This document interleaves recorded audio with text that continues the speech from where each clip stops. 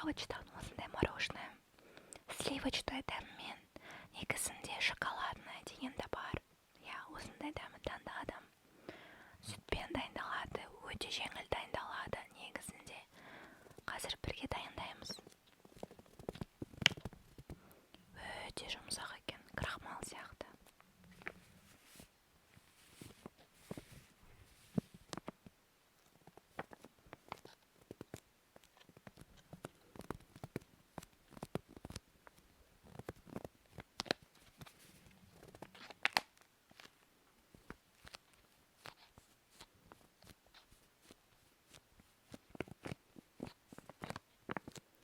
Осындайды алдын дайындаған бетіңіз дәмін білесіздер ма? Мен бірінші рет дайындайын деп жатырмын.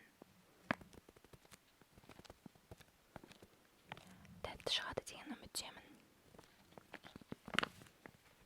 Сонымен маған ыдыс қажет әрине. Мынандай ыдыс. Сосын бәрін араластыратын осындай. Білмеймін, ұмытып қалдым. Және әрине екінші бізге керек нәрсе ол жай ғана сүт. Сонымен бәрін араластырайық. Сонымен осы мороженойдың сыртында қалай дайындау керек екені жазылып тұр. Біріншісі осы сүтті 200 мл-дей ыдысқа құйып алу қажет. Сонымен ауыз сүт.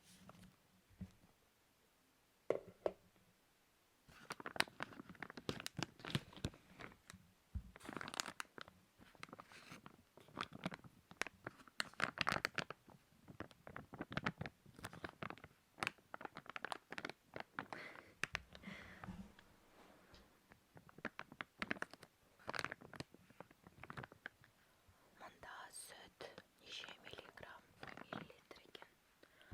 Мұнда 0,5, яғни 500 мл. Бізге осының жартысы қажет. Сонымен құямыз.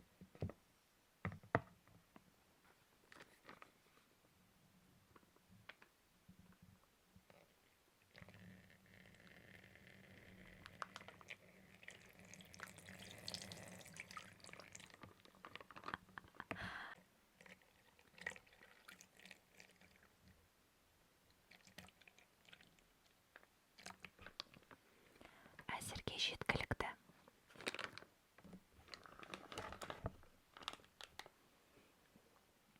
Міне осындай.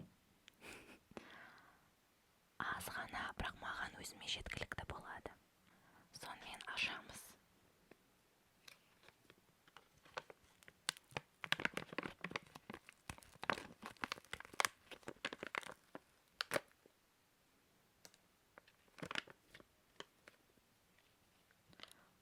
Қосамыз.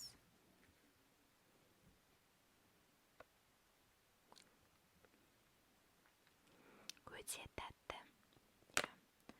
Осындай екен әппақ іші. Кәдімгі сахарный песок сияқты.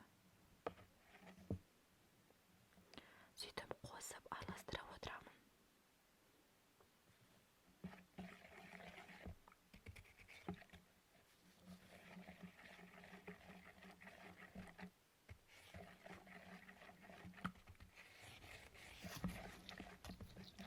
Әлі аз сияқты. Араластырып жатырмын әлі. Сосын тағы да қосамын. Әлі де қосамын. Мұны бірінші рет дайындап тұрмын, сондықтан қателіктер жіберемін. Мен білмеймін, болды ма, болмады ма, тағы да қосу керек па? Мен тағы да қосып жатырмын әйтеуір.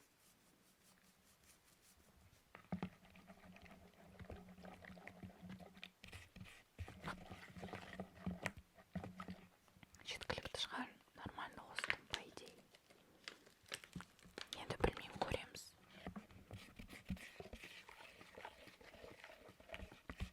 Негізі миксермен кәдімгідей араластыру керек, бірақ миксерді қосуға ерініп тұрмын, оның дауысы өте қатты. Сондықтан жай ғана араластырамын.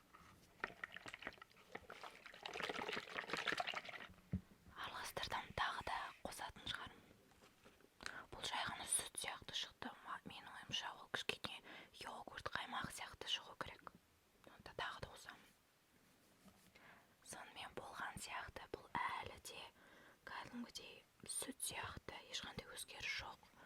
Мүмкін ағызда қосқан шығармын, бірақ менің уже нормально жеткілікті. Сонымен енді осыны мынандай более кішкентай ыдысқа негізінде стейк.